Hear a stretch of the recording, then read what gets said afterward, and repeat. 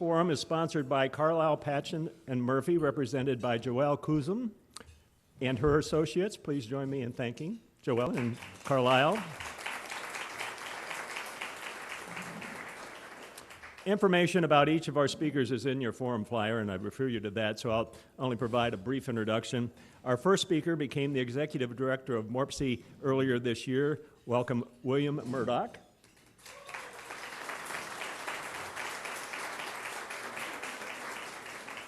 Our next speaker became the president and CEO of COTA in early 2012. Please welcome Curtis Stitt.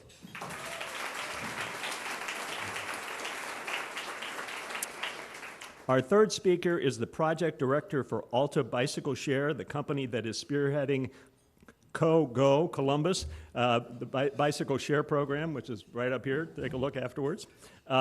Heather Bowden.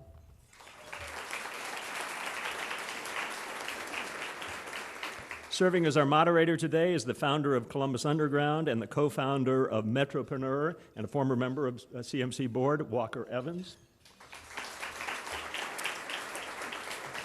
Walker, it's all yours. Thanks. Well, first I just want to say, thanks to Rich, thanks to CMC, thanks to the sponsors for having me. I'm always very excited and honored to be up here. And I did a little research, looked through some of the CMC archives, and I think this is my 5th time either hosting or being on a panel. So I don't know if there's an official 5-timers club, as they say on Saturday Night Live. But I'm always honored and happy to be here. So thanks a lot for that. So this is our fresh look at Transportation Alternatives Forum, or as if we want to put it into an abbreviated form, it's the COTA COGO Forum. If you're not into the whole brevity thing. We've got a great group of panelists today with, as was stated, they're somewhat new to their positions, but they've got tons of experience in their related fields. So I'd like to start with a question for Heather, since I think you're our newest person in your position. And CoGo was officially just launched an hour ago, so I think that qualifies you as the newest.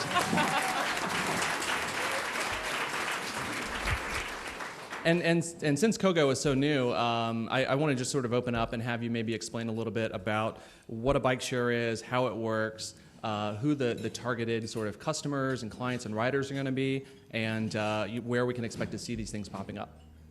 Sure, I would love to. Thank you, everybody, for having me here today, and thank you, Walker, for moderating for us. CoGo Bike Share. All right, it is so exciting to have this come to Columbus. I always do a poll of the audience when I go out and talk.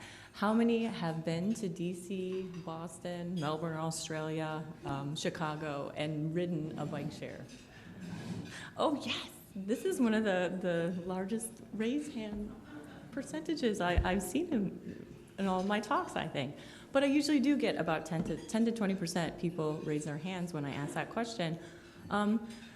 Which is exciting because I get to tell you all what CoGo is and what a bike share is. And bike share really is, it's another form of innovative alternative transportation that we can provide to our residents.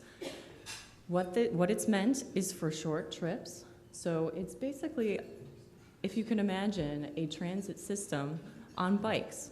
And so what is going to happen here in Columbus is we will have 30 stations strategically positioned within the downtown core, within the first-ring suburbs.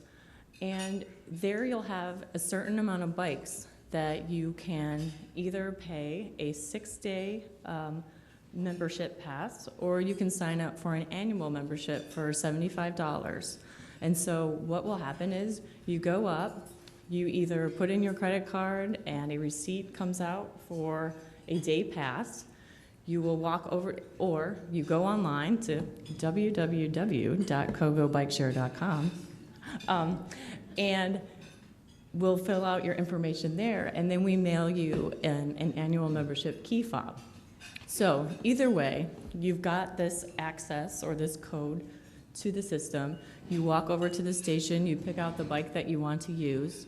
You either insert the membership code that is listed on your receipt, or you insert the key fob, and the bike releases. So then what then happens is you have access to the entire system for either 24 hours a day or 365 days a year. And so the point of it is for you to go from station to station to station. So for example, let's say, oh, there's a station in Bicentennial Park. If all of you have been there, I hope everyone checked it out. That was at the launch today. You grab the bike from there and you can take a ride to another station, for example, maybe up at Broad and High.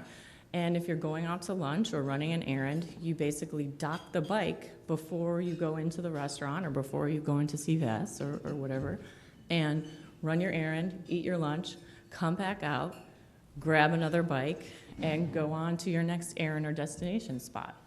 Am I going too far? No, okay, no, I'm going to keep going. And so the 30 stations are going to be positioned basically from COSI to the west, Oak and Parsons near Black Creek Bistro and the little business district there to the east, Schiller Park, Audubon Park, Brewery District area to the south, and then the furthest north we go is Second and High near the North Star and the White Castle.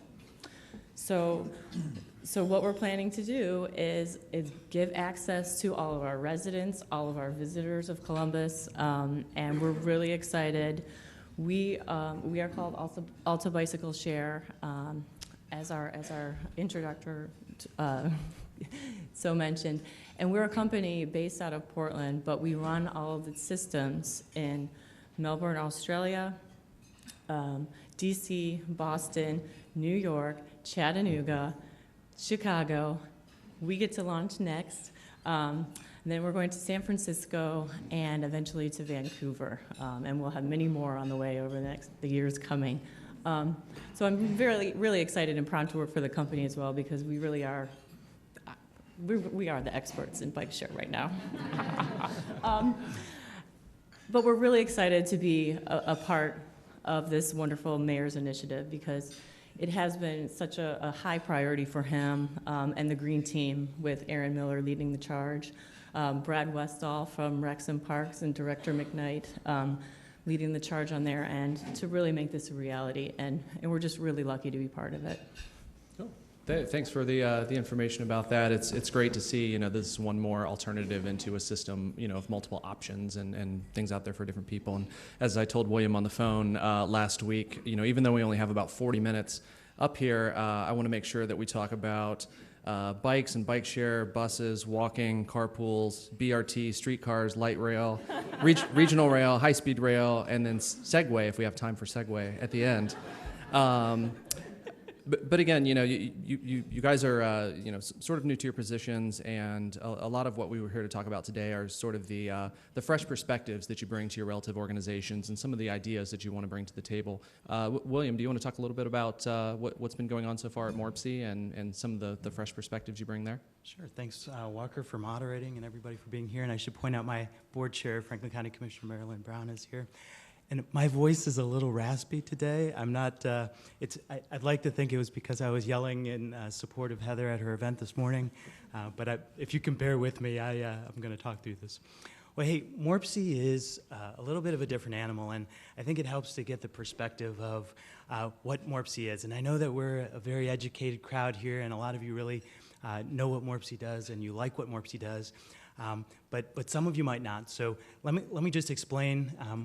It might help to understand that we're a regional entity of local government members. So we're a membership organization. So we have Columbus, Franklin County, Grandview, and about 40 other members who come together to talk about policies and programs for Central Ohio. So today's about transportation, and MORPC is the regional point of contact for transportation projects.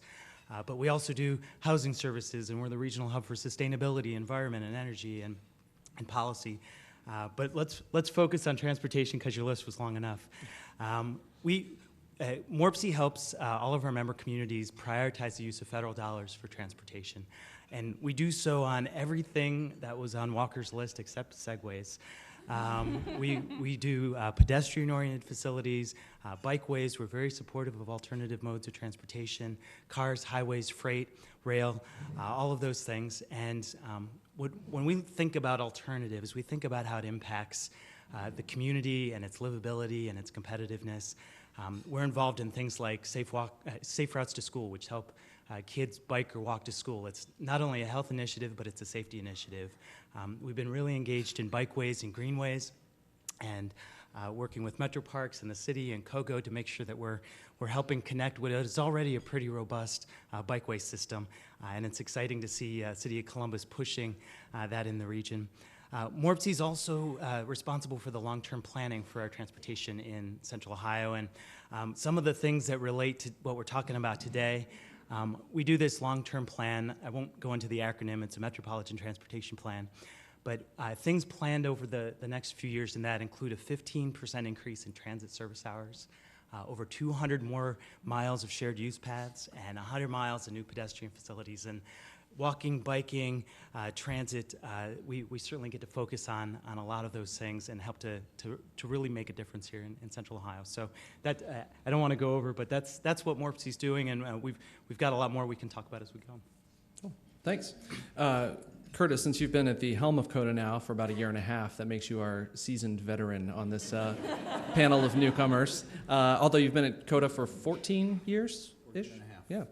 So, during the past year and a half, we've seen service increase in our bus system, the study of the new BRT line. We did have a union strike last year, even though it only lasted 3 days, and the addition of new late-night service. So it sounds like there's lots and lots going on.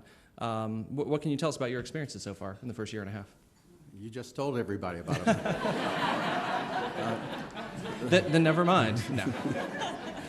The one thing we want to forget is that 2nd, 3rd, and 4th of July of last year, where we weren't operating, unfortunately, but we turned things around. Everybody was concerned about red, white, and boom last year. This year, we carried over 21,000 people to red, white, and boom. So we came back from that experience. I got a little ahead of myself. I want to thank CMC for allowing COTA to be a part of this conversation. I do want to recognize our board chair also, Dawn Tyler Lee. She calls me chief, but she's really the chief at COTA.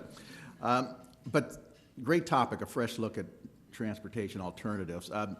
There are a number of things that are going on at COTA, but one of the things that I want to talk about, and I guess the backdrop for everything that we're talking about at COTA these days, is the fact that COTA will have provided 40 years of public transportation service to this community on January 1st of next year. And the question is, are we fulfilling our responsibility as a transit agency to this community? I think the answer is clearly yes. When I took the helm about a year and a half ago, I wanted to make sure that what we were doing in COTA was responsive to the needs of the community. I wanted to make sure that our goals were focused on the goals of the broader community, because if they're not, then what are we here for but to make sure that the goals of the broader community are actually achieved and playing the role that COTA is supposed to play as the transportation component or the public transit component of all of those great things we're trying to do here in our community.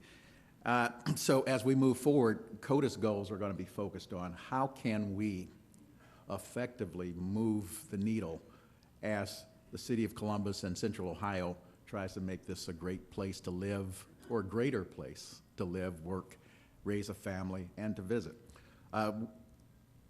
There are 3 things that we're doing very short term to achieve those goals, and I'm going to be brief about them, and feel free to ask questions about them if you want.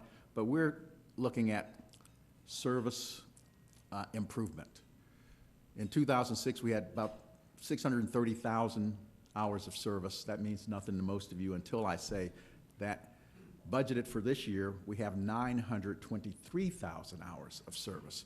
So we have grown our service, we've improved the quality of our service, but we are also laser focused on why or on how we can make the service as effective as we can possibly make it, how we can maximize the taxpayer dollars that we get. So we're in the process of doing a system-wide service improvement study that will be looking at the entire system, that will, by the way, we anticipate that it will also result in some potential changes in downtown along High Street in terms of operations improvement. And at the end of this process, which should conclude about this time next year, we will be evaluating recommendations that come out of the process and making improvements that we'll begin to implement in January of 2015. So that's step one. Then we've got to do visionary planning. Step one, we build the foundation, this 923,000 service hours that by 2015 will be somewhere around 1,150,000 service hours. That's the foundation. We've got to make sure that the foundation is sound so that the visionary public transit plan that we are at the very first steps of beginning will be able to be built on a sound foundation. So we're beginning a process that we anticipate will be a community-wide process, public involvement that will create a plan for public transit for this community. We need a plan for a transit system that can support the community that so many of us envision for 2020 and beyond, the next generation of public transportation for Columbus and Central Ohio. That's the visionary step. So we got a sound foundation, we create the plan for the vision, then we start building that plan. In order to maintain a sound foundation, funding is essential. And we've got a sales tax of 0.5%, 1/4% is permanent, 1/4% expires in 2016. We've got to get that expiring sales tax renewed by 2016 so that we can maintain a sound foundation and then look at what we have created in the plan and determine how we're going to be able to fund this visionary plan that we'll be creating over the next 2 to 3 years. Those are the things, that's the backdrop on what we're doing at COTA. I can get into specifics, but that's the backdrop. That's our approach to things. We are part of this community in a way that we have never been before. We are focused on how we serve the community in a way that we've never served it before, and that is because we are aligning all of our goals with the goals of the broader community. So alignment is one of the themes that we have here at COTA. Sounds like you're staying busy then, is the short version of that, yeah.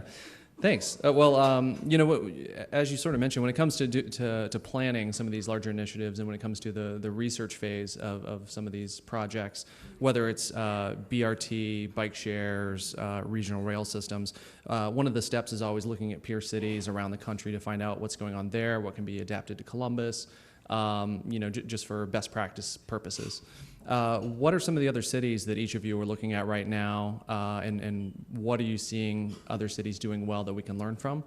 And then also bonus points for anyone who doesn't mention Portland or Austin, because I think we always hear Portland and Austin. So let's hear about some other cities. Have any of you jump in on this, Heather, if you want to start off?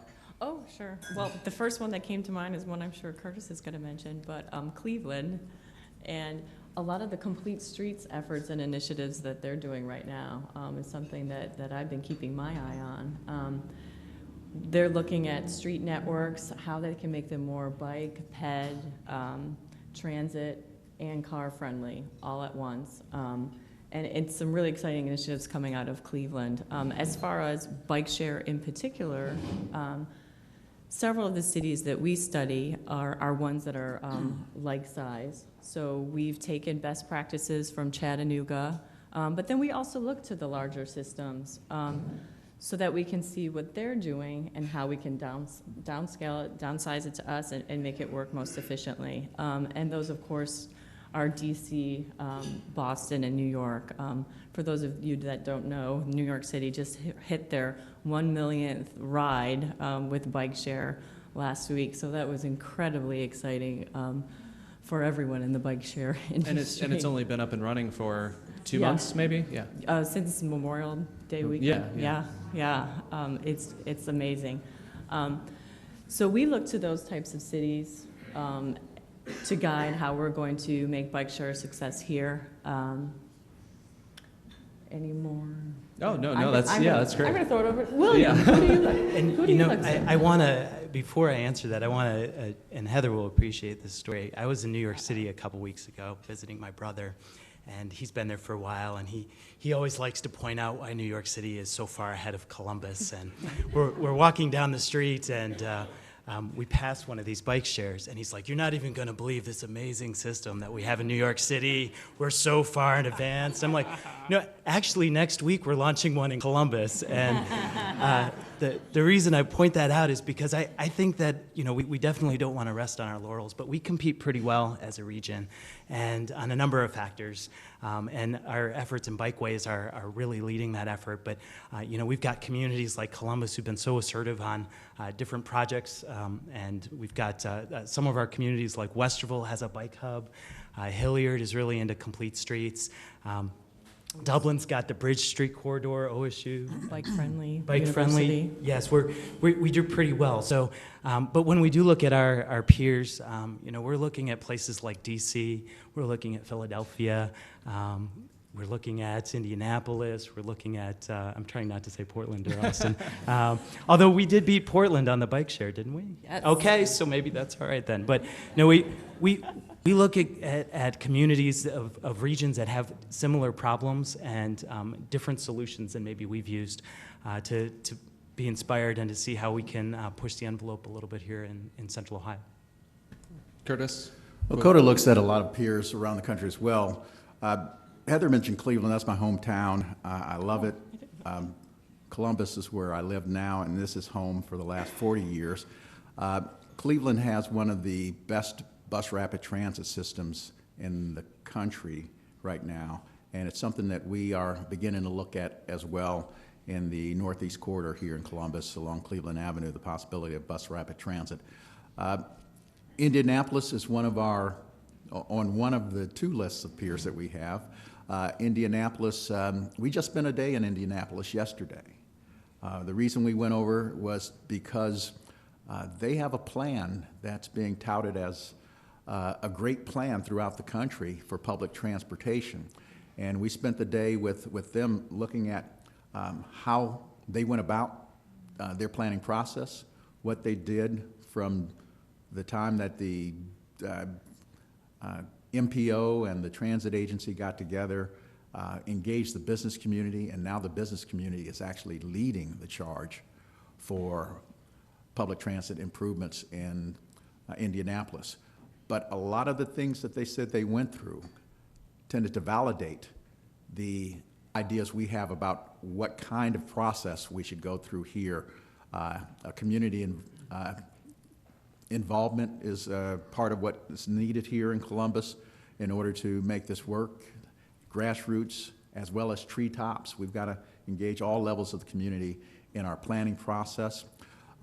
They talked about the fact that public transit is economic development, and that's important because that's what got the business community involved.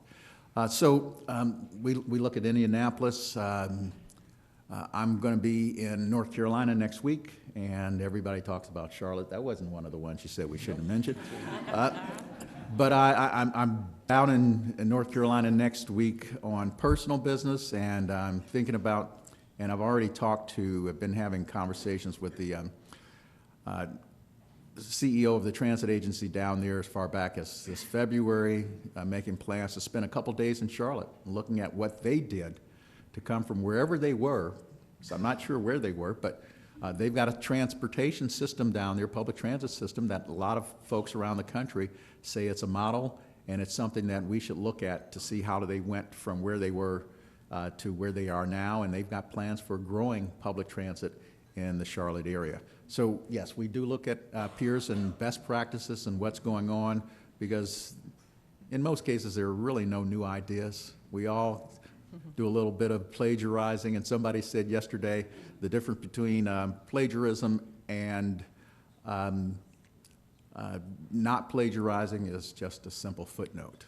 So we'll be doing some footnoting as we move forward. Great. Heather, you sort of mentioned earlier the cycling infrastructure that's been put into place over the past few years. There's a lot of progress, as we all know, made on some of our mixed-use paths, our bike trails. We've got a Share-O system that's been rolled out all across the city. I have heard some people saying, you know, even though there are some dedicated bike lane projects for sort of downtown and the nearby neighborhoods, they're still not quite in place yet. Do you think there's a challenge there for a bike share system if maybe novice riders aren't as comfortable riding on the street as they should be? Because I don't know if you said before or not, but you're not supposed to ride on the sidewalk if Unless you're 14 and under in the city of 14 and Columbus. under. But do you see a challenge there in getting people comfortable with riding on the streets, or what are your thoughts on that? Well, it's a chicken and egg question, essentially. And, you know, and I mull this over every once in a while. Every 2 months, I'm like, is my answer the same? And yeah, it really is, because there's a toolbox of options open to us now that never was before. We have design guidance now. Last year, a huge manual came out through the federal regulation world, and this manual was written previously in 1992, and it was about this thick. In June of last year, they reprinted it, and it's this thick. We have so many more design opportunities at our feet than we ever have before. And the reason some of the other cities are being able to take it off so quickly is, you know, they just have the people and the infrastructure in place to do it. And Columbus is getting there. We are so close right now because they've hired several different consultants to look at our existing resurfacing plans, comparing it to our bicentennial bikeway plan. And when there's opportunities to put these facilities and bikeways down, they're going down. And that's something that the city has never done before and is really exciting. And you'll see the city change. I don't know if anybody from Department of Public Service is in here, so I don't want to misquote, but I'm going to say within the next year and a half, you're going to see a lot of things changing on the ground infrastructure-wise. And so I think both of them can happen at the same time, or if we're a year behind, that's okay, because MORPC, the wonderful partners here in Columbus, have also put out this wonderful bike map. And so if you have any sort of hesitation about what roads that you think are the safest that you should be riding on, you can refer to the bike map. These planners are geniuses. They have come up with formulas that I can't even explain to you to tell you where the safest bike roads are in Columbus and which ones you should be riding on and which ones you should be staying away from. So if bike share is here, we are encouraging everybody to check out the bike maps, talk to seasoned veterans who bike every day because they know the best roads to go right now. But then within this next year, you know, we will have even safer facilities out there than we already do have now. Great. Sure. If I can just add, you know, what you're talking about is a longer-term problem as well. And one of the things MORPC and its communities are working on is something called complete streets. And what that is, it's a way of designing a street to accommodate all different types of, as we call it, modes. So buses, people who are walking, people who are riding bicycles. And what we've done with our member communities is make sure that our transportation funding is linked to that. So if you're doing a project, you've got to implement complete streets. And what this means is over time, you're going to see a shift in a lot of our streets to add those bike lanes, to add sidewalks or ramps, to add transit lanes. In rural areas, it might just mean a wider shoulder, but in more urban areas, it might mean something more comprehensive. But and as we build that network out, it's going to make it a lot easier for people to feel comfortable riding their bikes just about anywhere. Well, and Williams being modest, that complete streets policy that they passed is one of the best in the nation right now. So we have a great staff.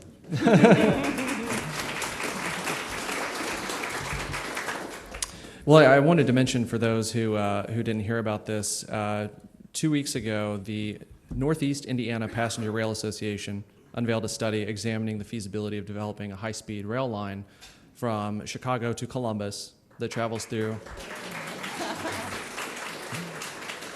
travels through Fort Wayne, so that's Indiana's involvement there. A $1.2 billion project, 80% of the cost eligible for federal funding, projected economic return of $6 billion in the form of new jobs, development around stations, and increased tax returns.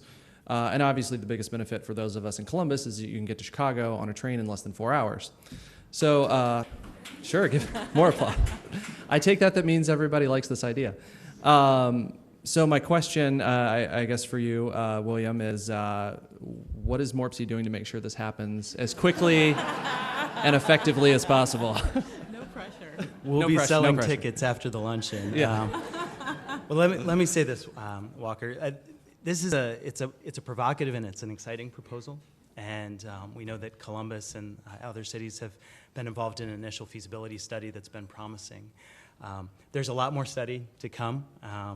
You know, something like this, it could be a big win for the region, connecting us to a major Midwest hub like Chicago, both for them because we're growing and because they have markets for our businesses, and to make an additional travel mode available.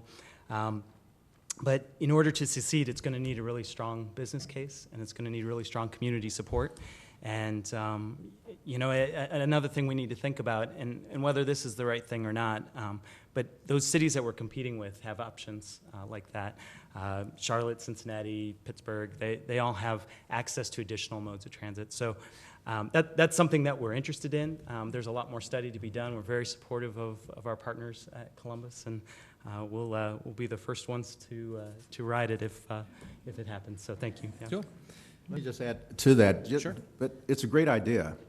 But just like all the things that were just talked about a moment ago in terms of the infrastructure and in terms of all of the planning that's necessary to make transportation integrated, we need to make sure that whatever's developed, that when people arrive here from Chicago in 4 hours, they've got a connection so that they can get around Columbus easily. So we've got to make sure that public transportation is integrated. We need to make sure that our biking opportunities and other modes are integrated with whatever we're doing that's going to bring more people to this community.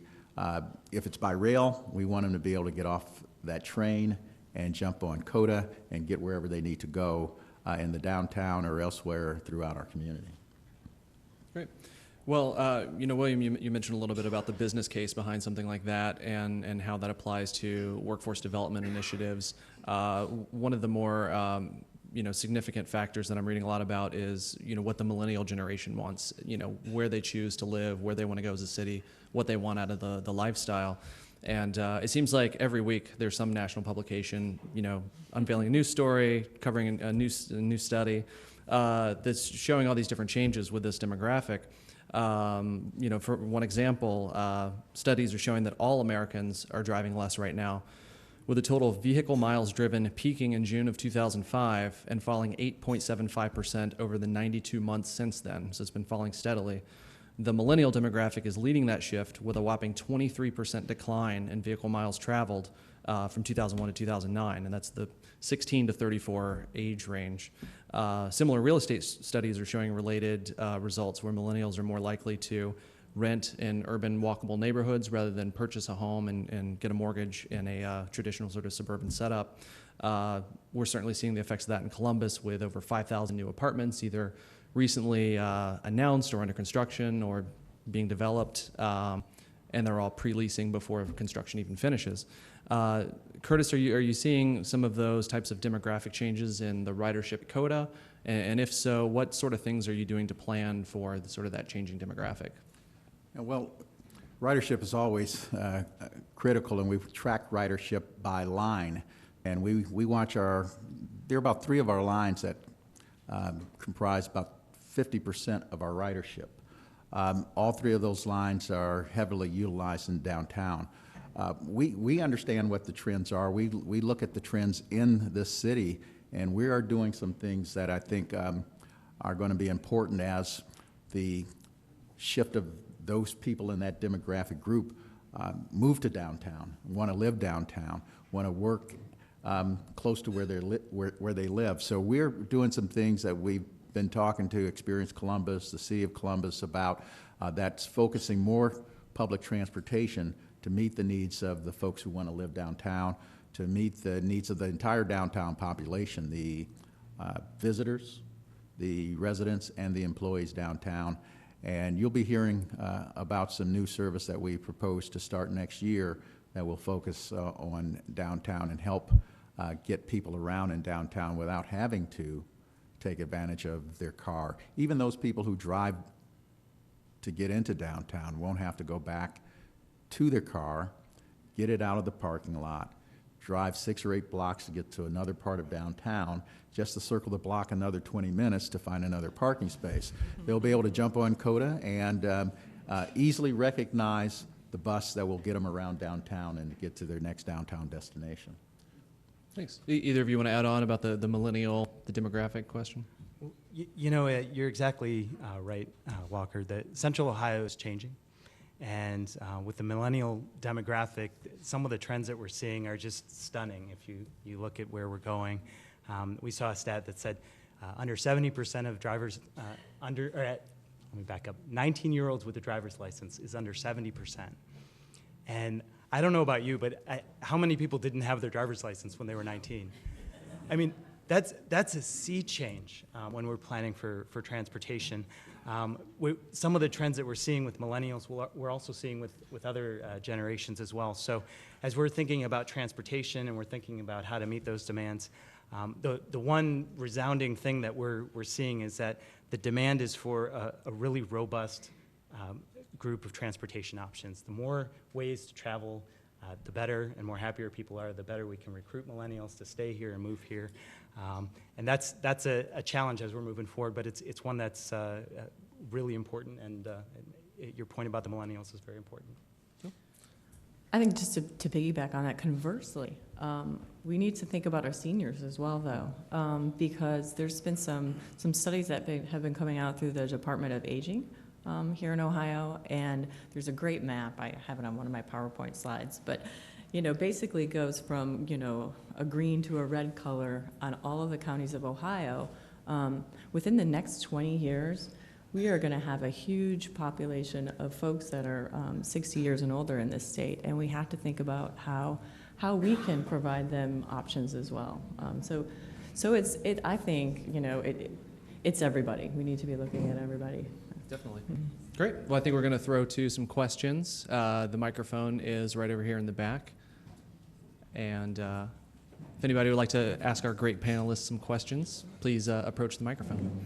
Hi, Walker. Hi. Hi. Michael Daniels. I work with Commissioner Brown, but my question comes as somebody who lives in the urban core and rides COTA on a daily basis. William, you'd mentioned the concept of complete streets and being able to put all modes on the street, where it's not necessarily practical to go back and retrofit that. Do you think we're going to have to sort of redefine how we define what the corridors are? Like right now, you think of the north-south corridor in Columbus as being High Street. And so now we park on High Street. Now we're going to put buses on High Street. We're going to put bicycles on High Street.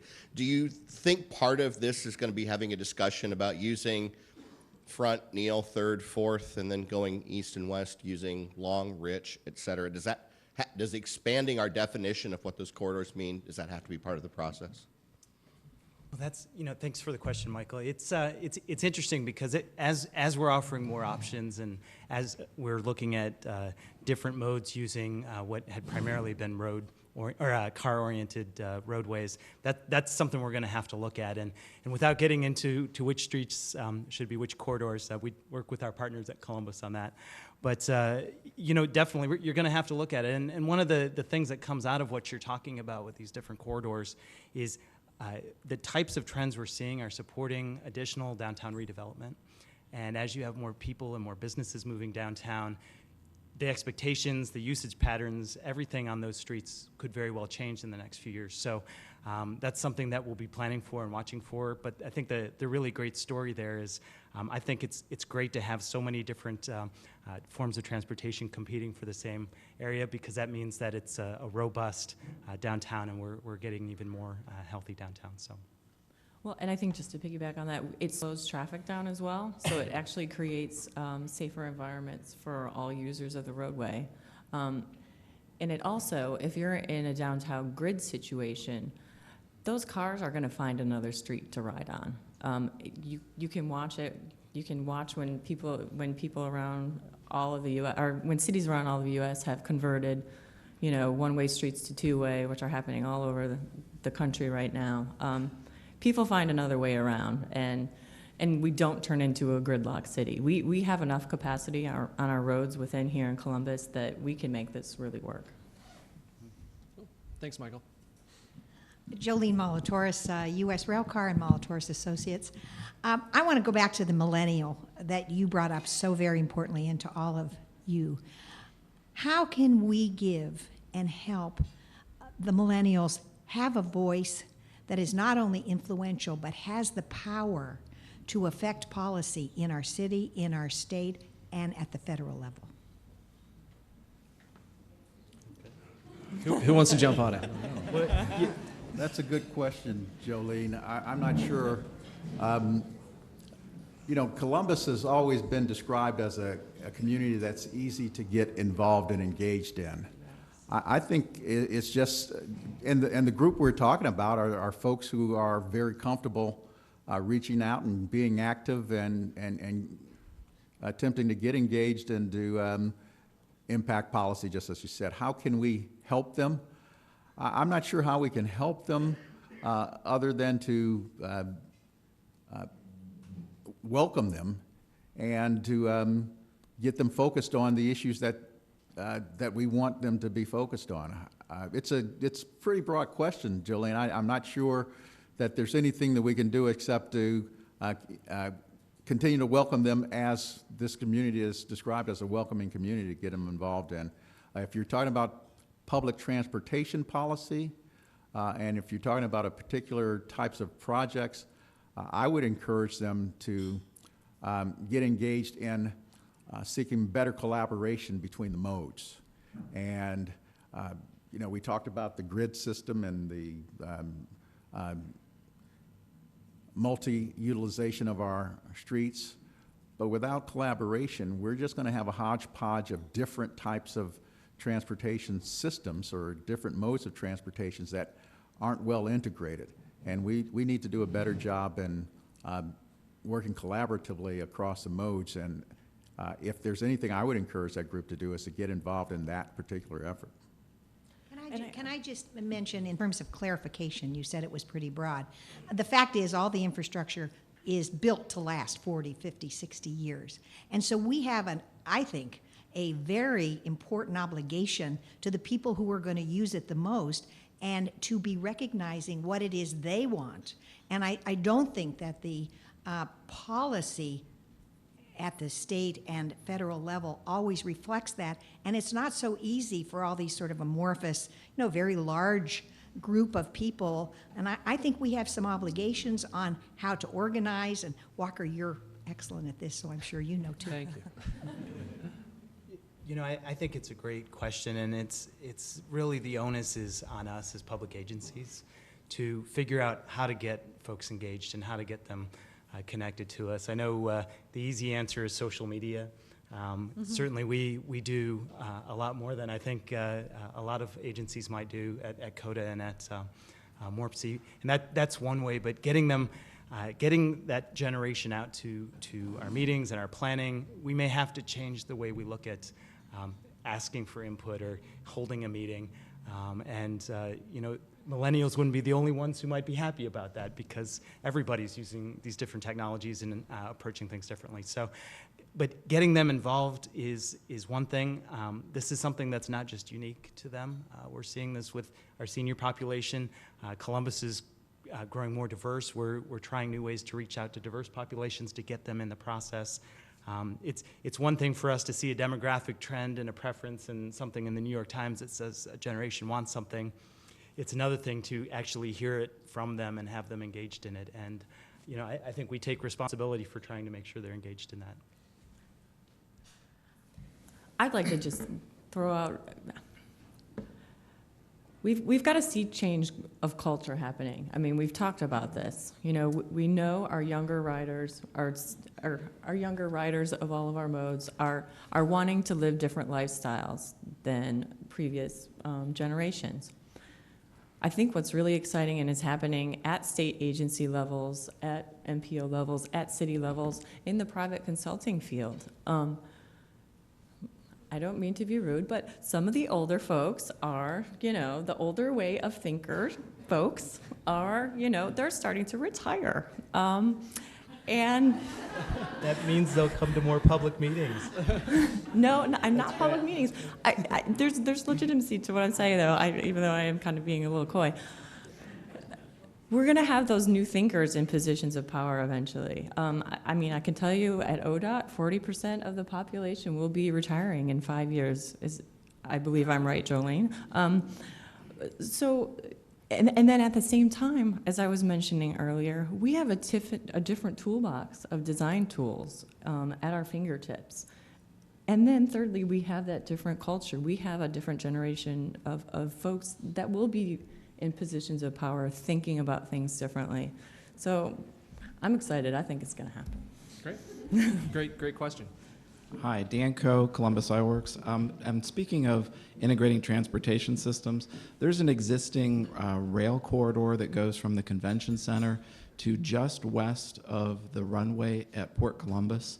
And I was wondering about the possibility of adapting that for use. Like, for instance, Chicago has the Orange Line from Midway into the city, and also the Blue Line from O'Hare into the city. But in terms of speaking about the cost of doing that, what is the cost of Columbus not doing something like that in moving us forward into the 21st century and connecting the airport into the downtown core? Let me just, before you sit down, you said that is an abandoned line, or is that an active freight line? Well, I think there are two lines. When you look over the bridge on High Street at the convention center, there's room for another line to be installed there. I think one line was ripped out. But at the same time, there's the corridor that goes, if you look on Google Maps, there's a corridor that goes right from the convention center to right next to the airport runway.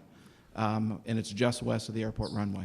Well, let me just say to that, COTA is looking at what we call strategic opportunities for investment.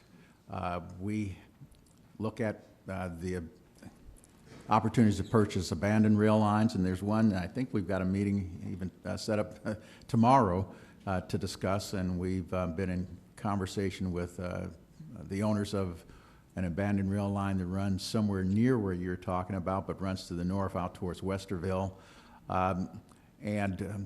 We want to purchase and take advantage of those opportunities for strategic long-term investment. We may not be able to do something this year or next year, but 10 years down the road, we may be in a position to build another mode of public transportation that we currently don't provide here in Central Ohio. So we look for opportunities like you've described to position ourselves for the future. And so these lines you're talking about that run from downtown to the airport, we've been in conversation with folks at the airport. Elaine has been a great partner of ours, and we believe that we need better service from downtown directly to the airport. And I fully agree. Great, thanks a lot. Good afternoon. Eric Davies. I have my own consulting business working with healthcare organizations, and also I am board chair of Transit Columbus, and we have several members of our board sitting over here. And I guess one of my questions is, a couple of weeks ago I had a young man come and meet with me, and he was working on a research paper for a project, and he's working on getting a business degree, and it was on the effect of gas prices on the middle class. And I said, well, you can't just talk about gas prices for the middle class, because if you talk about gas prices, you're talking about healthcare and obesity, and you're talking about access to jobs, you're talking about stable multimodal transit systems and other modes of transportation versus relying on one mode, the car, and all the price fluctuations that come with one mode of transportation that you're very much held to. And and I think as we talked, I think I just opened his eyes up that you can't just talk about gas prices. And when we look at funding for transportation, again, we have this kind of this singular, very linear, segregated focus. And even where COTA's lines stop, it's really kind of pretty much right at the county line. here in Franklin County, with a little bit of exception pushing out into a couple of counties. So does it make sense as a region for us to really begin to think about trying to break down this segregation in terms of modes and in terms of county lines by, with sometime, I don't know, arbitrarily in the next 4 or 5 years, thinking about a regional transportation levy initiative of some kind that pulls together funding that really acknowledges the fact that, you know, we need funding for, you know, as Walker had said at the very beginning, for all these things, you know, complete streets, light rail, buses, in connections for intercity passenger rail, bicycling facilities, pedestrian infrastructure, That'd probably be a great and question also, for- I guess, you know, for even William. just the whole notion of crossing county lines. People drive across them every day, and yet to get to jobs, healthcare, and a lot of other services and even entertainment. Right. Most But- of our transportation systems don't. So is this something that we should really be considering as a region? Thanks. Well, thanks for the question. And, you know, without endorsing the idea that you have there, because I'd need to find out more, one of the things that your point makes is that funding is a critical issue for transportation. And we should be clear that no form of transportation pays for itself. And with our highways and roads, we're facing a little bit of a crisis right now because the funding that pays for that is based on a fixed per gallon tax. And as gas prices go up, that tax does not. And what we're also seeing is prices of construction and labor are going up. Miles driven are going down. We're seeing alternative fuels added to the market. And all of that's converging upon a situation where we have a lot of need, a lot of new expectations, and less money. So your point is well taken. We need to think about how we're going to pay for it and really need to have a discussion on that. Great. Do we have time for one more? One more question, please. All right. Hi, I'm Scott Pooch. First, Curtis, a shout out to your bus drivers. As somebody who bikes pretty frequently on the roads, they're respectful, they're professional. I'm sometimes too aggressive on my bike. They're wonderful. So they make sharing the road very comfortable. A quick question for you, Curtis, and a quick one for William. Curtis, it seems like sometimes certain parts of the day, the buses seem sparsely filled. Is there some consideration of possibly getting smaller masses of metal on the road, some of those routes during certain times? And then I'll ask a quick question for Will and then abdicate the microphone. But William, is there some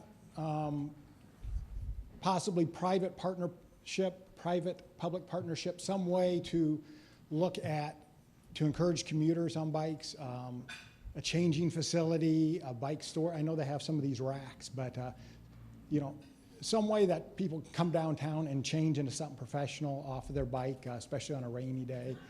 Is that something that's been considered or is feasible? So those are 2 questions. I'll go first. No. You know, it's interesting when people talk about empty buses. You might see an empty bus, but the question really is, how many times has a full load of passengers turned over in that bus from the time that it starts at the beginning of the route to the time that it gets to the other end of the route? 90% of the time, the freeways are empty. Do we say let's build less lanes of freeway because we don't need it 90% of the time because it's empty 90% of the time?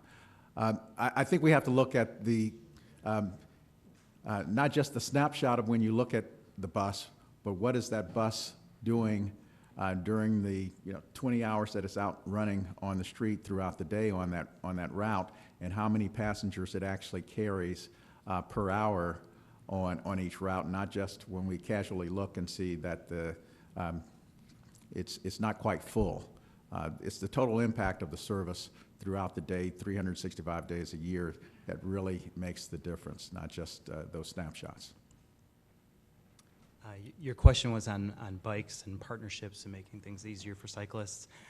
It's a great idea, and that's something that we work on and that we need to do more of. I know the city's been engaged in this. I'm sure CoGo will want to make things easier for bicyclists. I'll just close by saying that we get that you can sit up here and talk the talk about supporting bicyclists, but you got to walk the walk or ride the ride, I guess. And one thing that we've just recently done at Morpsey to make sure we're being consistent with what we're saying is we just added a bike room. And we have several cyclists who said we need more facilities for bikes. We're a biking organization. Come on. And they were right, and we did it, and it's been very successful. So thanks. It was our staff's idea, but I think that's something that we need to work with on new ways to encourage businesses to do the same thing. Great. Thanks for all the great questions. Going to turn back over to Rich for a few.